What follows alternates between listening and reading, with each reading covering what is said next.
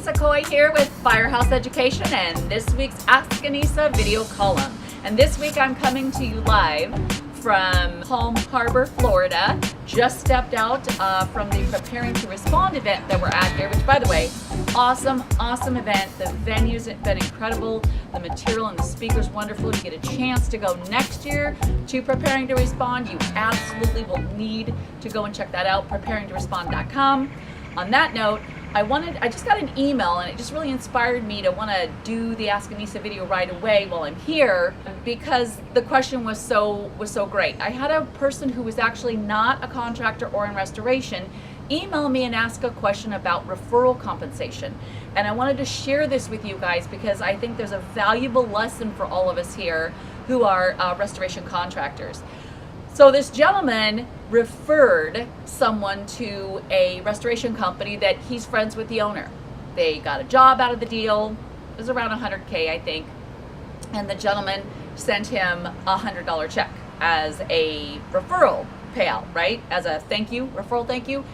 And then another loss happened a few months later, I think he said, and this job wound up being lots more, several $100,000 that it turned out to be revenue in this referral that came from this gentleman to this restoration contractor. Well, the gentleman emailed me because he relayed all of this and then told me he was not happy and was upset because this contractor, when he referred the second job to him, didn't give him anything for the referral. And he felt, cheated, unappreciated, if you will, that kind of thing. And he asked me, what is an appropriate amount that someone would potentially expect from a restoration contractor for a referral like that? So, several things here, guys. One big mistake, somebody refers 2 jobs to you, and you send them a referral on the first one, and you don't, or a referral check on the first one, and you don't send them anything on the second one. The guy would have done better to have never sent him a referral check at all if you're going to do it one time and not another, okay? So that was definitely the first thing. The other thing I want to talk to you about is what should we be doing, or what is kind of the criteria as a restoration contractor to pay out referrals? Well, we really don't have a criteria, right, per se. We don't have like a percentage or a dollar amount per $1,000 or a gift specific that we should send to someone really set up in our industry. But here's what I will tell you and what my thoughts and feelings are.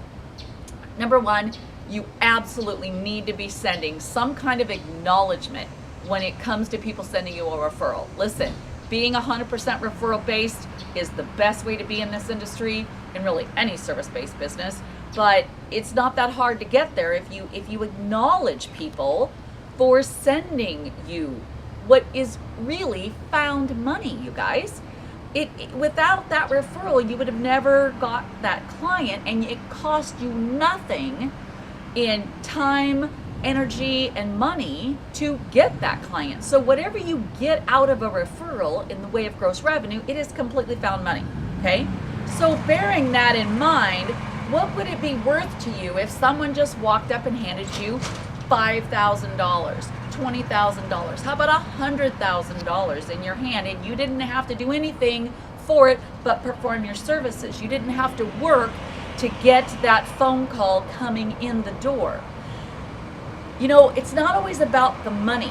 It's really about the acknowledgement. So, one, I always, when someone refers someone to me, I always send a gift. I love to use a company like harryanddavid.com and send a gift of acknowledgement. Now, what's the cost of that gift or the size of that gift depends on how big the job is and how much gross revenue is going to come in from that job.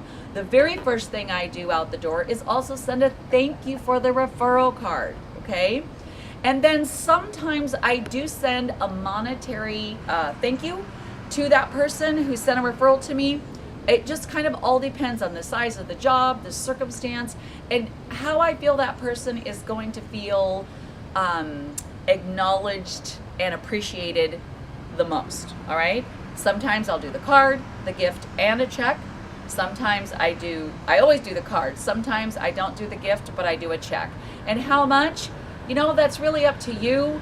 So you can do a percentage of the job. You can set yourself a criteria, like for instance, let's say up to a $5,000 referral, I'm going to send a $500 check or $250 check.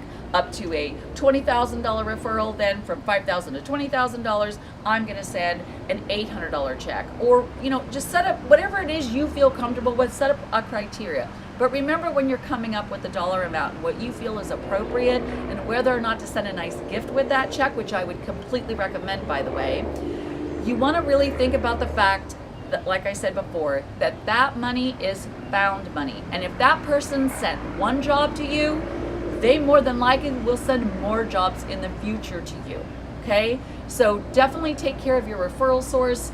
Another thing that I do is I also send out a referral importance letter that I've created that lets people know exactly how I feel about them referring people to my company and how appreciative that I am. So I hope that helped you, gave you some value.